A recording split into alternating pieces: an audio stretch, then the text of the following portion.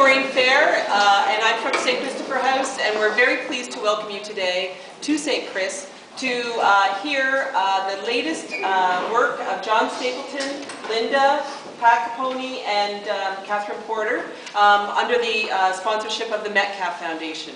So one piece of logistics that's very important is the bathrooms are up these short stairs, but not all the way to the top. So at the end of the short stairs, you just go straight ahead and there's washrooms in the small side hallway there. There's refreshments here thanks to Metcalf Foundation, and I'd like to turn it over to Colette Murphy, who is going to explain how this afternoon is going to work out. So thanks very much for having us here, and over to you. Thank you.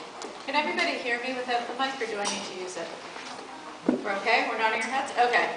So welcome everybody. It is so nice to see such a diverse audience today. And for those who don't know, I mean, the room really reflects the diversity of the many communities that we work with and you know, need engaged to affect policy change, from students to grassroots activists to residents to government folks. We've got municipal and provincial. I'm not sure if the anybody from the federal government's in the room.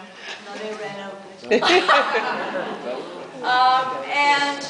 I first want to thank St. Chris for its hospitality. They have been hosting us and these events for many years, and I know John has very deep roots in this community, so it is always nice. It feels like we're coming back home when we get to come here. This is a good day.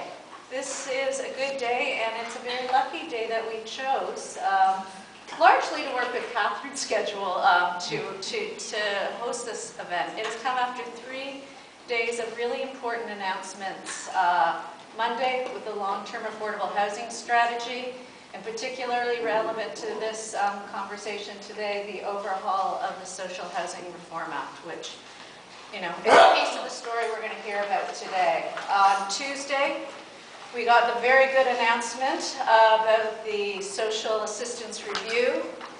Very exciting in terms of who are going to lead the Social Assistance Review, the broadness of the scope of the review, so that we can look at not only social assistance, but many of the programs that interact with it, and how we build an income security system that works for all Ontarians. And another piece of the story we're going to hear about today, and then yesterday, the announcement of the Year 2 report on the poverty reduction strategy, and a recommitment once again to this issue on the part of government, which I think, well, things may not be moving as fast enough as people would like.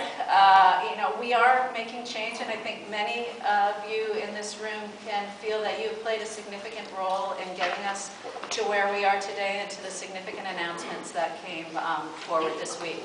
So congratulations to you all. These 4 people at the front of the room have also played a role in this, and I think, you know, one of the things Metcalf is really learning is the power of storytelling.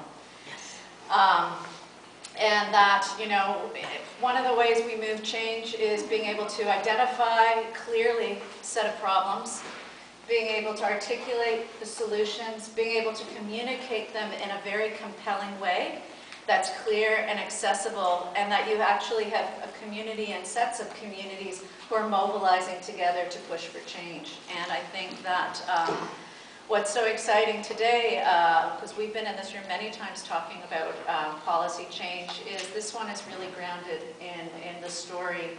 Many before, all of them have been grounded in the stories of people, but it's really been told through the eyes of one person who's been very courageous to step forward and tell us about it. We are going to hear, I'm going to introduce folks in the order they're going to speak today. We're going to have an opportunity to hear each one speak for probably about 10 to 15 minutes. And then we're going to open up the floor for questions.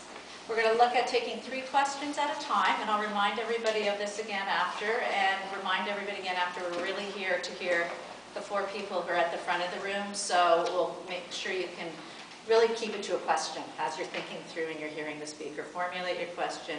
We'll have them stay around for a little bit after, so if you want to do some commentary back and forth at that point. So immediately to my left, who probably needs no introduction to many of you, is John Stapleton.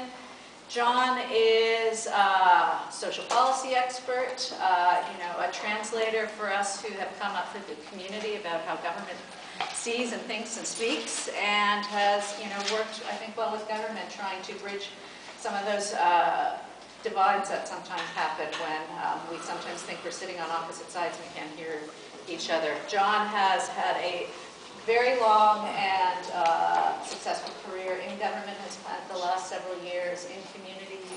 Of his many things he does these days, he's a fellow at our foundation, and we're very happy he is there.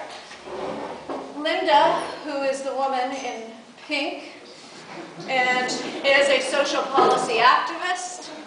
She is an active member of the Dream Team, an incredible storyteller, and a really courageous person who has stepped forward and time again has told her story. And I think Linda needs to take feel herself and her colleagues who work with her on the Dream Team, and many of whom are in this room and others, that they hold a large piece of credit for what's happened this week in government. And, I don't know how Linda finds the time on top of all of that to foster cats and dogs and to lead a meal program. This is an active, powerful woman. Right beside her in the hat, again, probably someone who doesn't need a lot of introduction, is Pat Capone, author, public speaker, facilitator. And Pat has been a real champion of people with lived experience bringing their voice to issues, taking those issues, not just telling the stories, but being able to bring forward, okay, how do we move the systems to affect change? And we're thrilled that Pat's here to talk a bit about that. And at the end, we're very, very, very pleased to have Catherine Porter, columnist with the Toronto Star, here with us today. And you folks need to know that Catherine literally probably about 30 hours ago stepped off a plane from Haiti, where she's been down covering the election and has been working on stories from there for the last several months.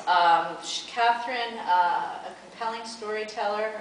We're delighted she's here today, and really interested in why this particular story has captured the attention of herself and the Star, such that she's written 3 times about it, and the Star has told 6 stories about it. So we're really thrilled that Catherine has been able to make the time, jet-lagged and all, to be with us. And without further ado, we're going to start with John.